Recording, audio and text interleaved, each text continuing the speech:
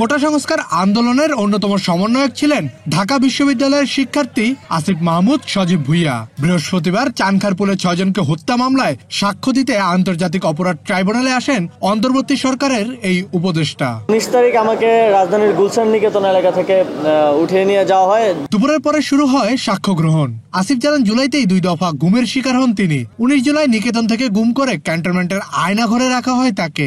আন্দোলন প্রত্যাহারে রাজি না হওয়ায় চলেছে নির্মম নির্যাতন। ইনজেকশন দিয়ে অজ্ঞান করা হয় আসিফকে। আমাকে ইনজেকশন পুশ করে অজ্ঞান করে রাখা হয়। এরপর হাসপাতাল থেকে চিকিৎসাধীন অবস্থায় ডিবি তুলে নিয়ে যায়। ট্রাইব্যুনালে এই সাক্ষী জানান 6 সমন্বয়কে ডিবি হেফাজতে নিয়ে বলা হয় আন্দোলন প্রত্যাহারে রাজি না হলে সব আন্দোলনকারীকে হত্যা করার নির্দেশনা দিয়েছে ফ্যাসিস্ট হাসিনা।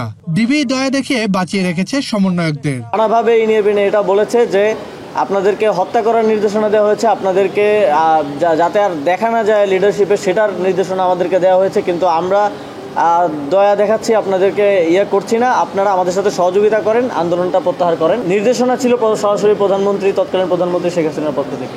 আসিফ বলেন মেট্রো রেল সহ নানা স্থাপনায় ধ্বংস করে সেই দোষ চাপানো হয়েছে আন্দোলনকারীদের ওপর। বারবার চাপ আসতে থাকে হাসিনার সাথে বৈঠক করে আন্দোলন প্রত্যাহারের। 18 তারিখ থেকেই সেতু ভবন সহ বিভিন্ন স্থাপনায় আগুন লাগিয়ে সেই আগুন লাগানোর দায় আন্দোলনকারীদের উপর চাপিয়ে দেওয়া হয়েছে। এ সময় গুমে জড়িত সেনা কর্মকর্তাদের বিরুদ্ধে বিচার শুরু বিচার বিভাগের জন্য মাইলফলক বলে মনে করেন তিনি। অবিলম্বে তাদের গ্রেফতারের দাবি জানিয়েছেন। ন্যাক্কারজনক ঘটনাগুলোর সাথে যারা জড়িত, আয়নাঘর গুম এবং গুমের পরে শত শত মানুষের গুম হওয়া মানুষের ফিরে না আসার সাথে যারা জড়িত তাদেরকে অবশ্যই শাস্তির সম্মুখীন হতে হবে। সেটা গতকালকে একটা মাইলফলক পর্যায়ে গিয়ে পৌঁছেছে। তাদের বিরুদ্ধে গ্রেফতারি পরোয়ানা জারি করা হয়েছে।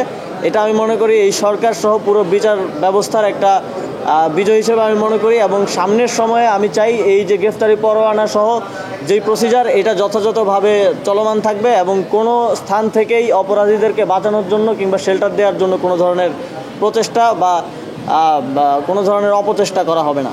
একই সাথে হাসিনা সহ সব হত্যায় জড়িত সকলের দৃষ্টান্তমূলক শাস্তির দাবি করেছেন আসিফ। যারা এই গণহত্যার সাথে দায়ী এবং পলাতক অবস্থায় আছে তাদেরকে ফিরিয়ে আনার জন্য সরকার সকল ধরনের ব্যবস্থা নেবে এবং আইন অনুযায়ী এবং বিভিন্ন দেশের সাথে আমাদের যেই বন্দি বিনিময় চুক্তি আছে সেই চুক্তি অনুযায়ী তাদেরকে ফিরিয়ে আনার জন্য যথাযথ ব্যবস্থা নেওয়া হবে। 16 অক্টোবর দ্বিতীয় ধাপে এই মামলার পরবর্তী সাক্ষ্য গ্রহণ হবে। পরে তাকে জেরা করবেন শেখ হাসিনার আইনজীবী। আজকের বিষয় না, thank you. Kazi Pappu, Bangla addition.